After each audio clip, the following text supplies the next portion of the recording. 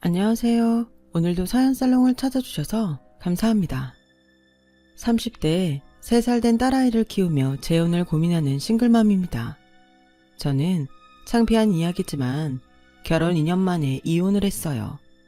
요즘 세상엔 이혼이 무슨 흠이냐고 말하는 사람들도 많지만 당사자인 저는 그래도 이혼 얘기를 할 때면 어쩔 수 없이 작아지는 것 같은데 아마도 그건 실패한 저의 결혼 때문에 저희 부모님이 마음의 상처를 많이 받으셨기 때문인 것 같아요. 저는 평소에도 사연살롱의 애청자예요.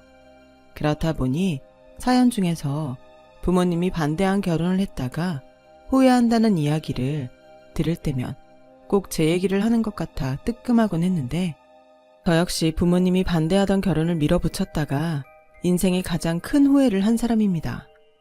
하지만 이유는 제가 인생을 살면서 가장 잘한 일이라고 할 수 있고 지금은 한때 잘못된 선택으로 망가졌던 인생을 바로잡고 열심히 살아가려 하는데 이런 제 이야기를 한번 써보면 어떨까 하는 생각이 들었습니다. 저의 어린 시절 이야기를 조금만 해볼게요. 저는 꽤 부유한 집의 막내딸로 태어났어요. 제 위로는 8살 많은 언니가 있는데 부모님이 맞벌이를 하고 계셔서 반은 언니가 키웠다고 해도 과언이 아닐 정도였어요. 그렇다고 저희 언니가 성격이 착하고 마음이 악한 타입은 아니었어요. 그저 언니로서 자기 할 도리를 할 뿐이었죠. 저희 부모님은 두 분 다 대기업에서 만나 결혼을 하셨어요. 그리고 결혼 후에도 두 분이 모두 계속 같은 직장을 다니셨는데 두 분이 능력이 있으시다 보니 저는 경제적으로 꽤 여유 있는 생활을 하며 잘할 수 있었어요. 하지만 세상은 공평한 것이 맞는지 다른 친구들은 경제적으로 여유 있는 저를 부러워했지만 정작 저는 가정주부인 엄마를 둔 친구들을 가장 부러워했고 주말이면 각자 바쁘다고 회사에 가거나 집에서 일하는 부모님이기에 변변한 외식이나 여행을 가지도 못했어요. 그러니 그만큼 가족이라는 울타리 안에서 추억은 거의 없었어요. 그렇다 보니 유독 사람을 좋아했던 저는 부모님이 미안한 마음으로 그 어떤 좋은 것을 사줘도 별로 기쁘지도 않았었죠. 선물로 자신들의 마음을 대신한 부모님은 그런 제 마음을 헤아릴 시간도 없는 듯 계속 바쁘게만 사셨어요. 그러니 저는 자연스레 부모님이 아닌 친구를 더 좋아했고 어른이 되어서는 남자친구를 부모님 이상으로 의지하며 함께하고 싶어 했는데 그때 만난 남자가 바로 전 남편이었어요. 저는 재수 끝에 서울에 있는 4년대 대학을 아슬아슬하게 턱걸이로 입학했어요. 취업도 바로 되지 않아 이력서를 거짓말 조금 보태서 100통 가까이 썼는데 그때까지도 부모님의 용돈을 받았었던 탓인지 혼자 알아서 척척하는 언니와 다르게 저는 남들보다는 홀로서기가 늦은 편이었어요. 저는 성인이 되고도 스스로 어떻게 살아야 좋을지, 무엇을 하고 싶은지조차 생각을 못했고 어디서 그러던데 생각하지 않고 살면 사는 대로 생각한다고 제가 그때 딱 그랬던 것 같아요. 물론 지금은 너무나도 후회해요. 그 좋은 나이와 감사해야 할 가정 환경이었는데 저는 왜 그때 그걸 알지 못했는지 지금 생각해도 안타깝기만 한데 그렇게 어렵게 취직에 성공한 회사에서 저는 남편을 만나게 되었죠. 뭐든 느리고 서툴렀던 저에게 남편은 사수로서 답답했을 텐데 괜찮다고 몇 번이고 같은 설명을 해주고 또 해줬는데요. 저는 그런 남편에게 미안하기도 하고 고맙기도 해서 잘 따르다 보니 어느덧 서로 연애의 감정으로 상대를 바라보게 됐어요. 그렇게 본격적으로 연애를 시작하면서 처음으로 하고 싶은 것이 생겼으니 그건 바로 당시 3년을 연애한 남편과의 결혼이었어요. 남편은 저와 본격적인 연애를 하면서 더 나은 조건으로 이직을 했는데 이전보다 자주 못 봐서인지 서로에 대해 애틋함이 깊어져 결혼에 대한 마음까지 생기게 된 것 같아요.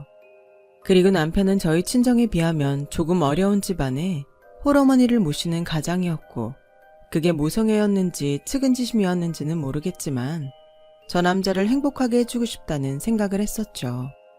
하지만 저는 뭐든 받기만 해봤지 줘본 적이 없었던 사람이었고, 그래서 사랑도 참 서툴기만 했었는데 남편은 그런 저를 엉뚱하고 귀엽다며 좋아해줬어요. 그렇게 뭐든 항상 저를 사랑해주는 남편이었기에 설사 결혼 후에 경제적으로는 여유가 없다고 하더라도 저희 둘은 잘 살 수 있을 거라는 확신이 있었어요. 저희 부모님은 저와는 달리 남편의 조건을 아시고는 남편을 만나볼 것도 없다며 결혼을 반대하셨어요. 예상은 했지만 그래도 막상 반대가 현실로 다가오니 저는 마치 제가 줄리엣이라도 되는 듯 부모님에게 핏대까지 세우며 반대해도 결혼하겠다고 고집을 부렸는데요. 아마도 그게 제가 저희 부모님에게 가장 큰 반항이었던 것 같아요. 엄마 아빠는 사람을 만나보지도 않고 무조건 반대만 하는 거야? 조건이 대수야? 중요한 건 사람 아니냐고. 나 우리 오빠 정말 사랑해. 엄마 아빠 반대해도 나는 결혼할 거야. 사랑? 그래, 사랑 좋지. 근데 사람들이 조건을 왜 따지겠어? 엄마 아빠는 너 고생할까봐 그러는 거야, 이거사. 세상에 자기 딸 고생할 거 뻔히 알면서 결혼하라고 허락하는 부모가 세상 천지 어딨어. 그래, 그건 네 엄마 말이 맞다. 네가 어릴 때부터 고생이라고는 모르고 자라는데 홀시어머니를 감당할 수 있겠어? 아, 어떻게 된 게? 똑같이 내 배로 나왔는데 너는 네 언니랑 이렇게 다르니? 하나는 너무 정없이 계산만 해서 걱정이고 하나는 정이 약해서 고생할 게 뻔한데 사랑 타령이나 하고 있으니 내가 정말 속이 터진다. 둘이 반반씩 섞으면 얼마나 좋아. 아무튼 엄마는 허락해줄 수 없으니까 정 못 튀어주겠음 그냥 연애만 해. 은정아, 아빠는 우리 딸이 빨리 결혼하는 것보다 좋은 사람을 만나서 사랑받으면서 편하게 살았으면 좋겠다. 아빠도 당장 헤어지라는 소리는 안 할게. 대신 너도 감정적으로 생각하지 말고 현실적으로 고민해봐. 네가 아직 남자를 잘 몰라서 그래. 사랑이란 게 이미 감성적인데 뭘 어떻게 현실적으로 고민을 해? 그리고 엄마 아빠 말은 그렇게 해도 언니가 조건만 보고 결혼한다고 했을 때 딱히 말리지도 않았잖아. 그럼 사랑은 뒷전이고 조건 맞는 남자랑 결혼하면 그건 행복한 거야? 네 언니가 좋다고 하잖아. 지금도 행복하다고 하잖아. 나도 우리 오빠랑 결혼하면 행복해. 아마 언니보다 더 행복할걸? 가만 보면 엄마 아빠는 똑같이 위선자야. 됐고 둘 다 허락해주지 않아도 나는 이미 결정했으니까 그런 줄 알아요. 저는 그렇게 부모님의 반대에도 불구하고 뜻을 굽히지 않았어요. 그때는 저희 부모님의 마음을 헤아릴 생각은 전혀 하지 못했고 그저 조건만 따지는 사람들이라며 위선자라는 말까지 하게 됐는데 지금 생각하니 제가 못된 딸이었네요. 하지만 그때는 무조건 제가 맞다고 생각했어요. 그리고 남편 역시 저희 집에서 반대한다는 사실을 알았지만 헤어지자는 소리는 하지 않았는데 그때 저는 남편도 저를 너무 사랑하기에 포기할 수 없어 그런다고 생각했지만 그건 저만의 착각이었죠. 애석하게도 저는 그걸 늦게 깨달았고 그대로 콩깍지가 단단히 씌어 부모님 허락 없이도 결혼 준비를 시작했는데요. 신혼집은 저희 둘의 형편에 맞춰서 풀옵션 방 1개가 딸린 월세 오피스텔을 구했어요.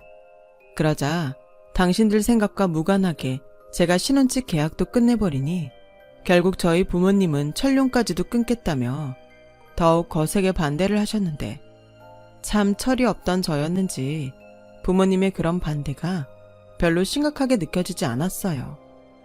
오히려 그때는 어차피 결혼하면 부모님이 아닌 남편과 살 텐데 지금 당장 천륜이 끊어진다 해도 저는 혼자가 아닌 남편과 함께니 괜찮다는 생각이 들더라고요. 어릴 때부터 일 때문에 저에게 신경도 쓰지 못했던 사람들이 제가 원해서 하겠다는 결혼을 반대하는 게 이해가 가지 않았어요. 그렇게 저는 친정 부모님과 벽을 쌓으며 남편과 결혼을 했죠. 끝끝내 저희 부모님은 저의 결혼식에도 오지 않았는데요. 첫 시작이 남복이 창피했다며 시어머니는 어떻게 부모가 자기 결혼식에도 오지 않냐며 너무하다고 그 화살을 저에게 돌리셨어요. 내가 정말 너 때문에 창피해서 대인관계를 다 끊든가 해야지. 내 주변에서 니네 부모님 때문에 말이 얼마나 많은지 아니? 정말 니네 부모님 해도 해도 너무해. 사람들이 잘 살고 좋은 직장 다니면 다야. 그런 인성을 가진 부모 밑에서 자랐으니 너는 오죽할까? 나는 뭐 네가 너무 좋아서 아무 말 안 했는 줄 알아? 그냥 내 아들이 좋다고 하니까 그거 하나 때문에 아무것도 안 보고 널 며느리로 받은 건데 내 아들만 불쌍하지. 그런 집구석 딸이 뭐가 좋다고? 꼴도 보기 싫으니까 너 당장 네 집으로 가. 그리고 당분간은 여기 오지도 마라. 어머니, 죄송해요. 제가 저희 부모님이랑 잘 마무리 짓고 결혼했어야 했는데 그러면 시간도 길어지고 서준 씨 상처받을까봐 그냥 밀어붙였어요. 제가 생각이 짧았어요. 내가 참 가만히 있어도 열이 뻗쳐. 아니, 지네들이 뭐라고 내 아들을 반대해? 아무튼 너는 앞으로 시집살이 각오하는 게 좋을 거야. 나도 한다면 하는 사람이라고. 시어머니는 마치 저희 부모님에게 복수라도 하겠다는 식으로 그런 선전포고를 하셨어요. 그리고 그 뒤로는 정말 저에겐 애정이라는 걸 한 번도 주신 적이 없었는데 처음엔 저도 겁나고 저희 부모님 원망도 했었지만 무슨 마음이었는지 저에겐 남편이 있으니 다른 건 견딜 수 있다고 생각했어요. 그만큼 저는 남편을 많이 사랑했고 남편 역시 저와 똑같다고 생각하며 행복한 신혼생활을 이어가던 중 계획하지 않았지만 저희에게 딸이 찾아왔어요. 임신 사실을 확인하던 날, 저는 제 몸속에 또 다른 생명이 자리한다는 것이 너무나도 신기해 남편에게 이 기쁜 소식을 알렸는데요. 어쩐지 남편의 반응은 제 생각과는 달랐어요. 마치 혼자 무슨 고민이라도 있는 것처럼 얼굴이 그늘만 가득했는데 저는 그게 계획하지 않은 임신이라 실망해서 그런 건 줄 알고 한참 동안 남편 눈치를 보았던 날도 있었죠. 그러다 3개월 정도가 지났을 무렵 남편은 저에게 믿을 수 없는 말을 했어요. 저는 가슴이 철렁하고 내려앉았는데 남편은 저에게 미안한 기색조차 없었어요. 나 회사 사표 냈어. 아니 왜? 무슨 일 있었어? 뭘 물어. 그냥 그렇게 됐어. 뭐 좋은 소리라고 꼬치꼬치 캐무냐? 아니 그래도 우리 결혼한 지 얼마 되지도 않았는데 그런 소리를 하니까 그렇지. 그리고 곧 있으면 우리 아기도 태어나는데 내가 놀라지 안 놀라겠어? 그러게 누가 대책 없이 임신부터 하래? 다른 여자들은 피임도 잘하던데 넌 정말 할 줄 아는 게 뭐가 있냐? 자기야, 임신을 내가 혼자 했어? 예민한 건 알겠는데 그래도 말은 가려서 해야지. 그리고 지금 자기가 나한테 화낼 입장이야? 그럼 뭐 너한테 빌어야 하냐? 잔뜩 성질난 사람 네가 긁으니까 그렇잖아. 가만 보면 넌 참 눈치도 없어. 그러니까 우리 엄마가 널 싫어하는 거야. 아니 왜 화살이 거기로 튀어? 그래서 앞으로는 어쩔 건데? 아 몰라. 그냥 지금은 아무것도 하기 싫으니까 나 건드리지 마. 한 번만 더 바가지 긁었다간 여기 있는 물건 죄다 부숴버릴 테니까 그 꼴 보고 싶으면 어디 해보든가. 저는 금방이라도 폭발할 것처럼 소리를 지르는 남편을 보며 처음으로 겁이 났어요. 제가 알던 남편은 절대 저런 사람이 아닌데 무슨 억울한 일이 있어 사표를 내게 되었나 하는 생각도 들었는데요. 그도 그럴 게 실직한 남편이 마치 어떤 의욕도 없는 사람처럼 집에만 틀어박혀서 누워만 있으니 저는 점점 불안하기만 했어요.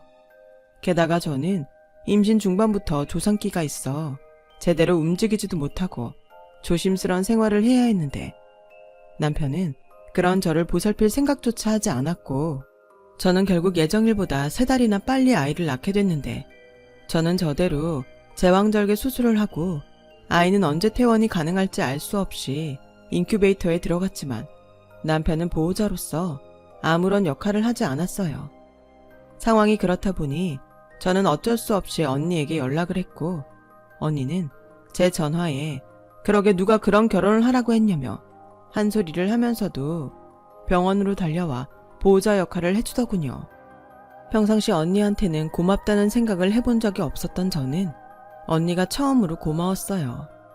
하지만 문제는 돈이었고 남편은 그때에도 여전히 구직 활동은커녕 집안에 틀어박혀서 술이나 마시고 게임이나 하면서 나올 생각을 하지 않았는데 제가 병원비 때문에 시어머니에게 연락을 하자 돌아온 대답은 니네 부모 능력 좋다며? 니네 부모한테 달라고 해라? 였어요.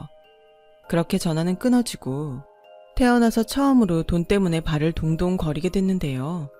그러다 퇴직금 생각이 나서 어차피 육아휴직은 꿈도 꾸지 못하는 회사라 퇴직을 하기로 마음을 먹었어요. 퇴직금이 나오면 어떻게든 해결이 될 거라고 생각했거든요. 그렇게 저는 무슨 미혼모처럼 아이는 병원에 남겨두고 혼자서 퇴원 수속을 밟았습니다. 그 길로 회사에 사표를 내려갔죠. 그래야 하루라도 빨리 퇴직금 정산이 될 것 같아서였어요. 회사의 돈 때문에 사표를 내고 그렇게 집에 오는데 어찌나 눈물이 쏟아지는지 친정 부모님 생각이 처음으로 나더라고요.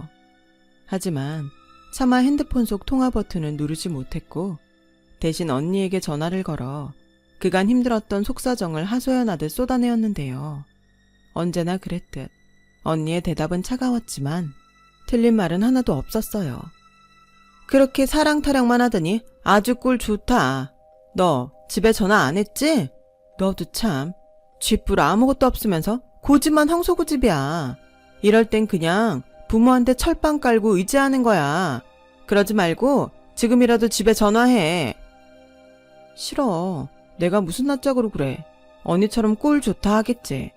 근데 언니, 나는 3년이나 만난 사람이 저렇게 변했다는 게 지금도 믿기지가 않아. 그러니까 아무리 좋아도 사람은 믿을 게 못 돼. 사람은 상황에 따라 변하는 거야. 어떤 상황에서도 한결같은 사람? 그건 드라마에서나 나오는 거라고. 저는 언니의 말에 동감했어요.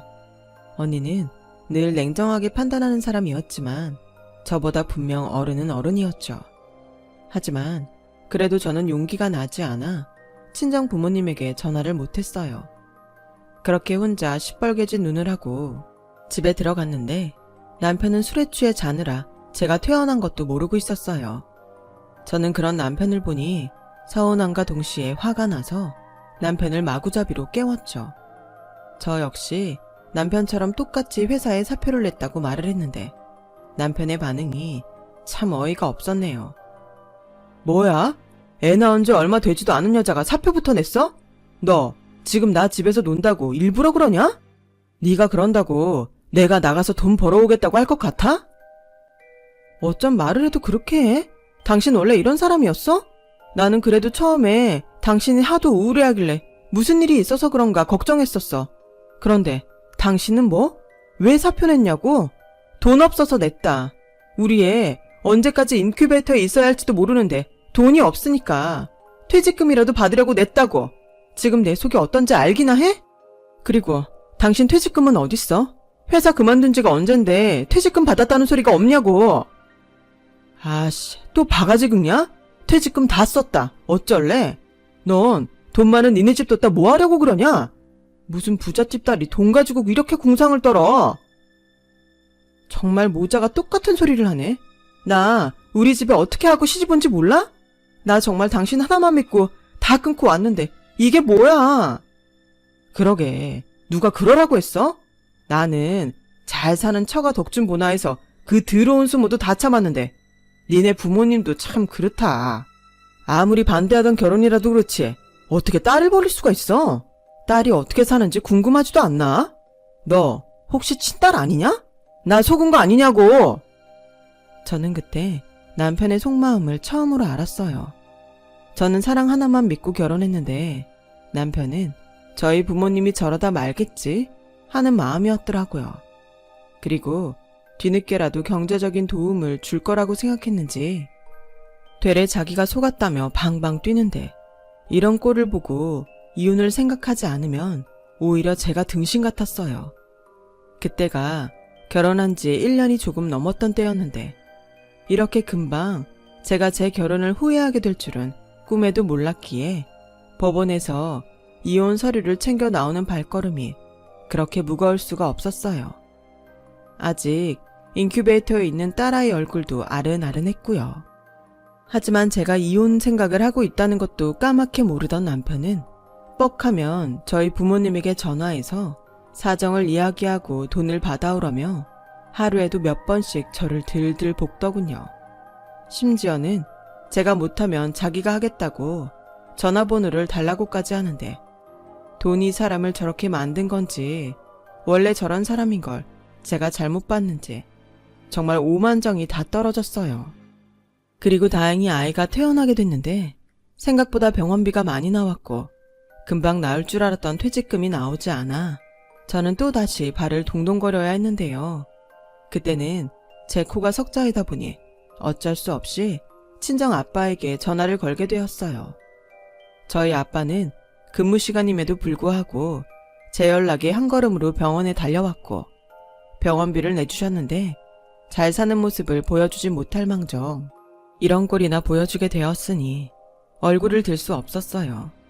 하지만 저희 아빠는 언니와 다르게 뭐라고 하지 않으셨고 그저 조금만 기다리라며 ATM 기계로 가서 돈을 뽑아 100만 원을 제 가방에 넣어주시는데 눈물이 핑 하고 돌았어요. 부족하면 언제든지 연락해. 엄마한테 전화하기 그러면 아빠한테라도 해. 엄마 아빠 네 언니한테 들어서 네 사정 알고 있어. 그렇게 힘들면 연락을 하지. 어떻게 그래. 내가 한 짓이 있는데. 그리고 결혼식에도 안 왔는데 내가 무슨 염치로 전화를 해. 네 엄마랑 나 네 결혼식 갔었어. 그냥 손님처럼 몰래 보고만 왔지. 그래도 무소식이 희소식이라고 잘 사는 줄 알았는데 지금 네 엄마 회사 휴직하고 아주 알아 누웠다. 뭐? 정말? 그렇게 큰 소리치고 나갔는데 잘 사는 모습 못 보여줘서 죄송해요.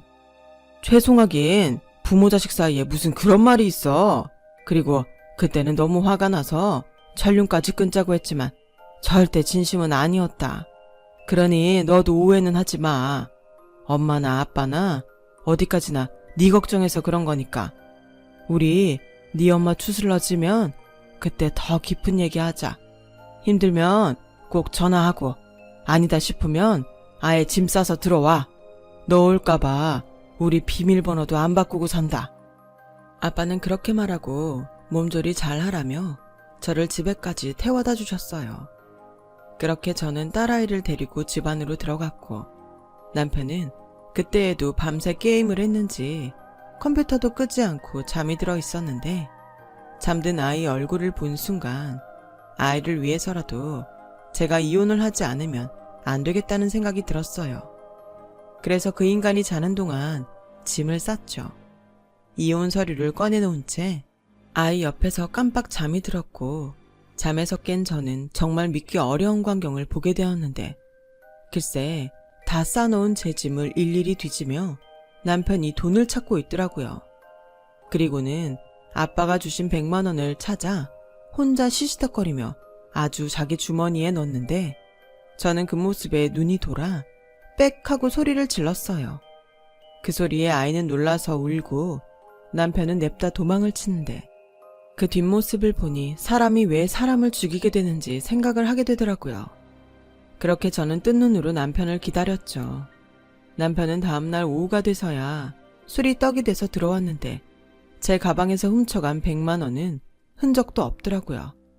설마는 했지만 이렇게 저 인간의 쓰레기 같은 바닥을 본 저는 더 이상은 참을 수 없었어요. 그래서 냉장고 문을 열어 남편이 먹으려고 사놓은 듯한 소주 2병을 꺼내 고민도 없이 그 소주를 남편 얼굴에 쏟아 부어버렸고 술에 취해 잠이 들어있던 남편은 깜짝 놀라 뭐 하는 짓이냐며 벌떡 일어났는데 제가 네가 좋아하는 술 자면서도 처먹으라고 악에 받쳐 소리치자 이번엔 남편이 제 눈 앞에서 손을 올리더군요. 저는 남편의 손이 저에게 닿기 전에 남편의 그곳을 사정없이 발로 걷어차버렸어요. 그러자 남편은 숨이 넘어갈 듯 바닥을 대굴대굴 굴렀고 사태가 심각해지자 이웃의 신고로 경찰까지 집에 오게 되었는데 이미 둘 다 이성을 잃고 있었기에 저희는 경찰서까지 가게 되었어요. 그리고 양가 부모님이 경찰서에서 처음 만나게 되었어요. 저 때문에 알아 누웠다는 엄마는 두 눈에 살기를 띠며 달려오다시피 하셨고 그대로 사정없이 남편의 뺨을 갈겨버렸는데 남편은 그때도 여전히 자기가 뭘 잘못했는지 모르는 눈치였어요. 야, 사내 자식이 능력이 없으면 인격이라도 갖춰야지. 감히 내 딸을 이런 데 나오게 해? 그러고도 네가 가장이야? 누가 보면 모정이 넘치는 줄 알겠네. 그러는 장모님은 딸도 버리셨잖아요. 왜 이제 와서 혼자 오버하세요? 지금 보는 사람 많다고 쇼하시는 거예요?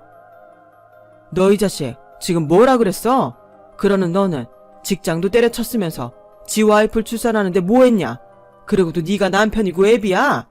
적어도 자기 새끼 병원비는 벌어야지. 한심하기는. 아빠가 준 돈 이놈이 들고 튀었어. 당장 우리 애기 기저귀도 사야 하고 분유도 사야 하는데. 뭐야 지금. 그러니까 나 하나 속이고 너 니네 식구랑 연락하고 지냈던 거야? 야, 너 진짜 무서운 여자였구나. 왜? 내가 돈 달라고 할까봐 무서워서 속였냐? 순간 저희 아빠는 화를 참지 못하고 남편의 멱살을 잡았어요. 그러자 뒤늦게 연락을 받고 온 시어머니가 그 모습을 보고 난리가 났는데 자기가 들고 온 핸드백으로 저희 아빠 등을 마구잡이로 치시더라고요. 저와 엄마는 그런 시어머니를 말렸고 힘이 얼마나 센지 경찰들까지 들러붙어 사태를 진정시키는데 제 평생 그런 난리는 처음이었어요. 그리고 시어머니는 그때까지도 분을 이기지 못해 씩씩거리며 이 모든 건 저희 부모님과 제가 자기 아들이랑 엮여서 이렇게 된 거라며 생떼를 부리기 시작했는데 그 말이 참 기가 막혔죠. 내가 언제고 그쪽들 낯짝 한번 보러 가자고 할 판이었네요. 왜 내 아들만 잡습니까? 나도 그쪽 딸 마음에 안 들어요.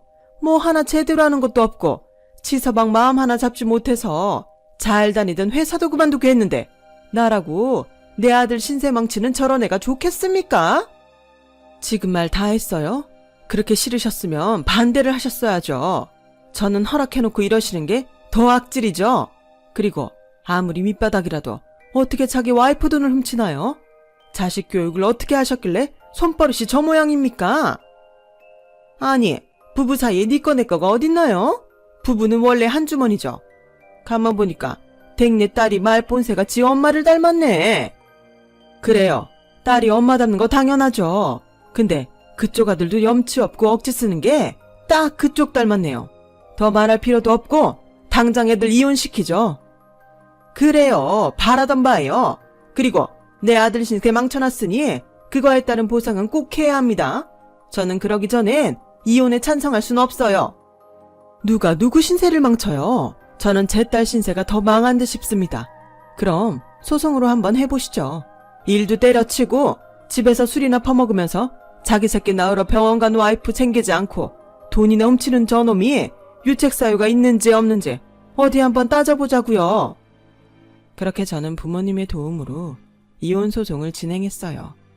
나중엔 자기가 불리할 것을 안 남편이 좋게 합의 이혼을 하자고 저를 회유했지만 이미 저희 부모님은 물러설 생각이 없으셨죠. 그 결과 남편이 유책 배우자로 인정되어 위자료는 물론이고 아이 양육비까지 저에게 지급하라는 결론으로 이혼이 성사됐는데 남편은 재산도 없고 벌이가 없어 그 어떤 돈도 줄 수 없다며 이를 이행하지 않더니 어느 날부터는 쥐두새도 모르게 잠수를 타버렸어요. 시어머니까지도요. 이런 인간을 저는 제 가족도 버리며 선택했다니 지금 생각해도 저희 부모님에게 너무 죄송하기만 해요. 그 뒤에도 아이가 너무 어려서 저는 부모님의 신세를 계속 지고 살았고 부모님은 손녀가 있어 집안이 밝아졌다며 오히려 좋다고 하셨는데 철이 들어서인지 저는 마냥 죄송하기만 했네요. 그렇게 딸아이가 2돌을 맞았어요. 아이도 어느 정도 자라서 어린이집에 갈 수 있게 되었으니 이젠 슬슬 다시 직장을 다닐 생각을 하고 있었는데 저희 언니가 아이 키우면서 안정적인 일은 역시 공무원밖에는 없다며 문제집을 하나를 안고 저를 찾아왔어요. 이 나이에 다시 공부를 하라고? 네 나이가 어때서? 그리고 공부에 왜 나이를 따져? 그래도 내가 잘할 수 있을까? 무조건 해. 죽기 살기로 해. 그럼 안 되는 거 없어. 네 딸을 생각해야지. 그리고 최고의 복수는 네가 잘 사는 거야. 그건 나도 아는데.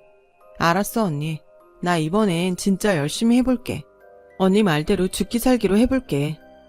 저는 그 후 태어나 처음으로 공부에 열을 올리며 공무원 시험을 준비했고, 그러는 중 엄마의 하나뿐인 혈육인 이모가 고질적인 허리 디스크 수술을 더는 미루지 못해 병원에 입원하게 되셨는데, 저는 그런 이모의 부탁으로 이모가 운영하시는 뼈다귀 해장국집 일을 돕게 됐어요.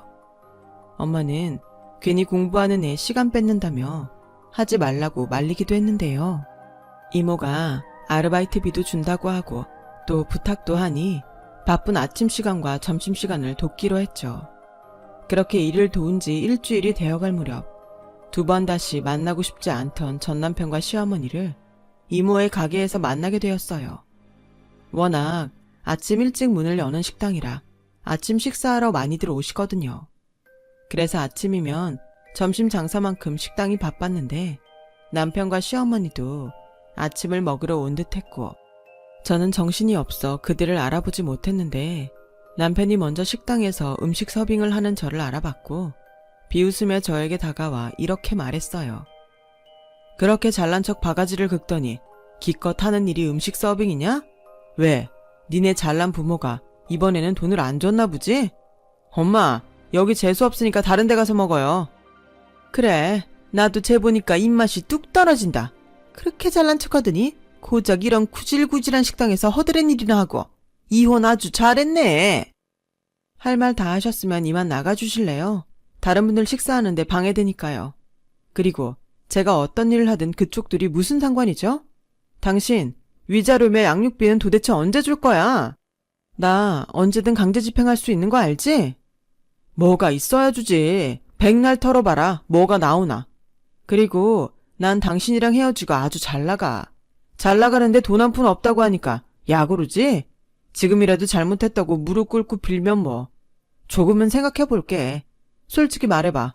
너 나랑 이혼한 거 후회하지? 후회 같은 소리 하네. 됐고 영업 방해되니까 그만하고 나가. 나가요. 그때였어요.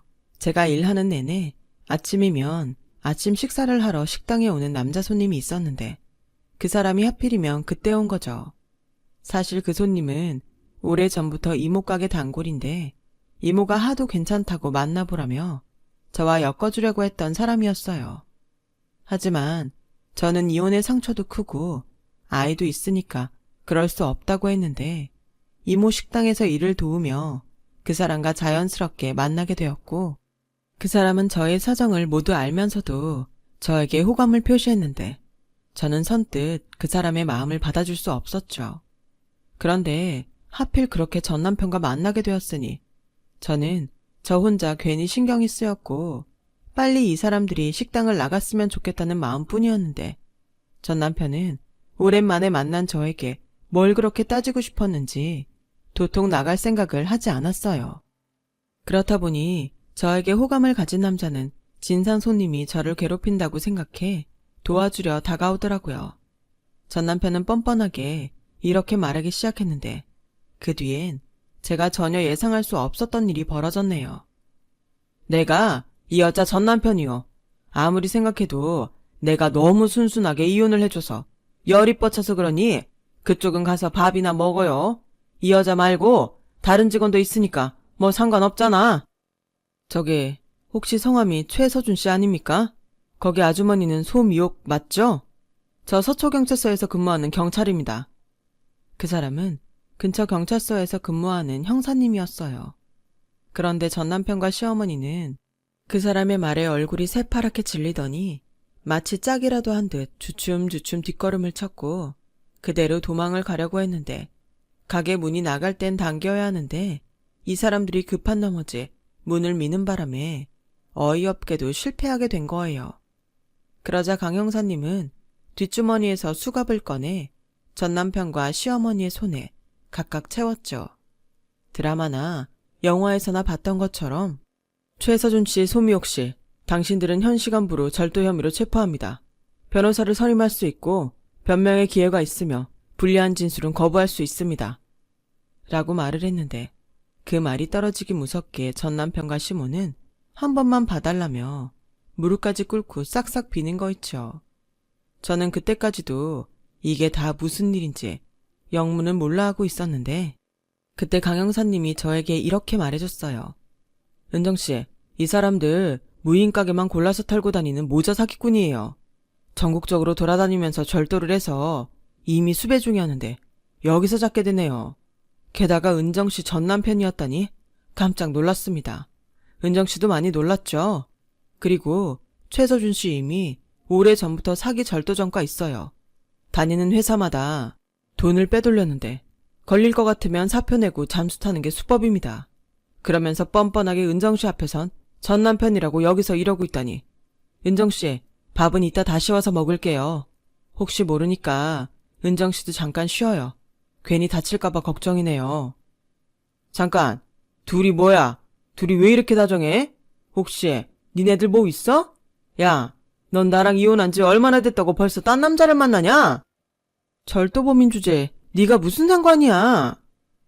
그래, 내가 작작하고 나가자고 했지? 이젠 어쩔 거야. 무인 가게는 안전하다며. 너 때문에 다 늙어서 네 엄마 전과자 되게 생겼잖아. 팔자 한번 고쳐보려다가 신세면 망쳤네. 엄마도 쉽게 돈 벌어서 좋다고 했잖아. 자기도 좋아서 해놓고 이제 와서 그래. 그리고 너 말은 바로 해. 너랑 나랑 상관이 왜 없어? 우리한텐 애가 있는데. 전 남편은 정말 미친 사람처럼 저에게 덤벼들듯 말했어요. 아마도 제가 이미 다른 남자가 생겼다는 생각에 이성을 놓은 듯 했죠. 그 순간 전 남편의 얼굴에 형사님의 주먹이 날아갔고 이번에는 경찰이 자기를 때린다며 또 진상을 부리기 시작하더군요. 강 형사님은 그들을 끌고 식당 밖으로 나갔어요. 그 뒤 충격 때문인지 손이 부들부들 떨려 일을 할 수 없었는데요.